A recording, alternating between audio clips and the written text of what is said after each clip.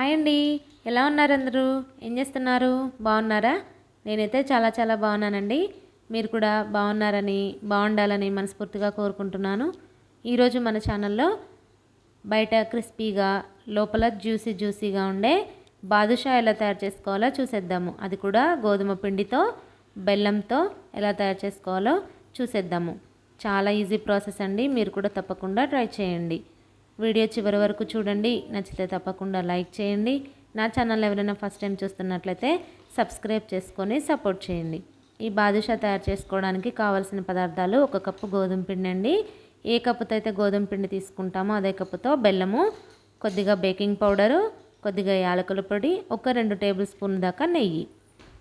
ఇప్పుడు ప్రాసెస్లోకి వెళ్ళిపోదాము. ఒక మిక్సింగ్ బౌల్ తీసుకొని దీంట్లో గోధుమ పిండి వేసేసుకోవాలి. దీంట్లోనే బేకింగ్ పౌడర్ 1 పావు చెంచా, 1 స్పూన్నర వరకు నెయ్యి వేసుకొని ఒకసారి బాగా కలుపుకోవాలి. దీంట్లోనే ఒక పించ్ సాల్ట్ కూడా వేసుకోవాలండి. స్వీట్ అయినప్పటికీ సాల్ట్ కూడా వేసుకుంటే మంచి టేస్ట్ వస్తుంది. చూసారు కదా, కలిపేటప్పుడు అలా చేత్తో నొక్కితే అలా ఉండవాలండి. అలాంటప్పుడు నెయ్యి సరిపోయిందని అర్థము. ఒకవేళ అలా కాకపోతే నెయ్యి కొంచెం యాడ్ చేసుకోవాలండి. పొడిగా ఉండకూడదనమాట. ఇప్పుడు కొద్దిగా వాటర్ యాడ్ చేసుకుంటూ సాఫ్ట్ పిండిలాగా కలిపేసుకోవాలి. చూసారు కదా, అంత సాఫ్ట్గా కలుపుకొని పక్కన పెట్టేసుకోవాలి. ఇప్పుడు పాకం అయితే రెడీ చేసేసుకుందాము. స్టవ్ వెలిగించుకొని బెల్లం ఏ కప్పుతో అయితే తీసుకుంటామో అదే కప్పుతో వాటర్ తీసుకోవాలండి. సేమ్ క్వాంటిటీస్ అండి. ఇప్పుడు మనం దీంట్లోనే ఇప్పుడు మరగటం స్టార్ట్ అయింది కదా, యాలకుల పొడి వేసేసుకుందాము. మనము ఏ కప్పుతో అయితే పిండి తీసుకుంటామో అదే కప్పుతో బెల్లము, అదే కప్పుతో వాటరు, మొత్తం ఒకటే క్వాంటిటీ అండి. ఒకవేళ కప్పున్నర తీసుకుంటే కప్పున్నర వాటర్, కప్పున్నర బెల్లము అలా తీసుకోవాలన్నమాట, ఈక్వల్ క్వాంటిటీస్లో. దీనికి పాకం ఏమీ రానవసరం లేదండి. కొద్దిగా జిగురుగా తగిలితే సరిపోతుంది.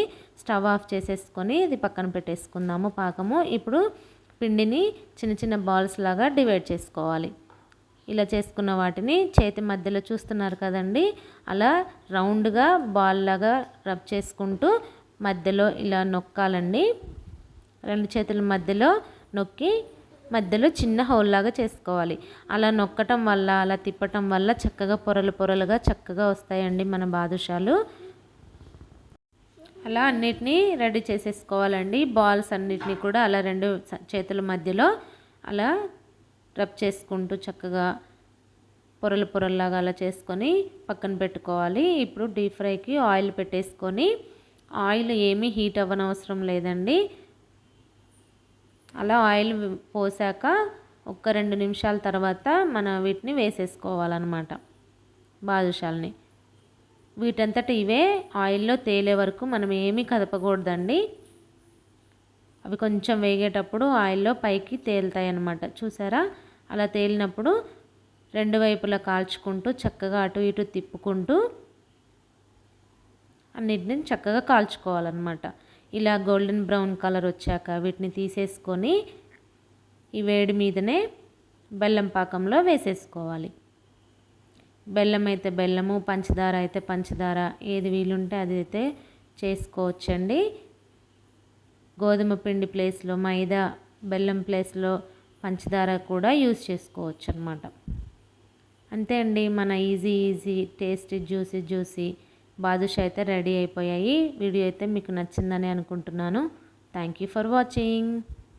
మళ్ళీ మంచి వీడియోతో మళ్ళీ కలుద్దాము. అంతవరకు బాయ్.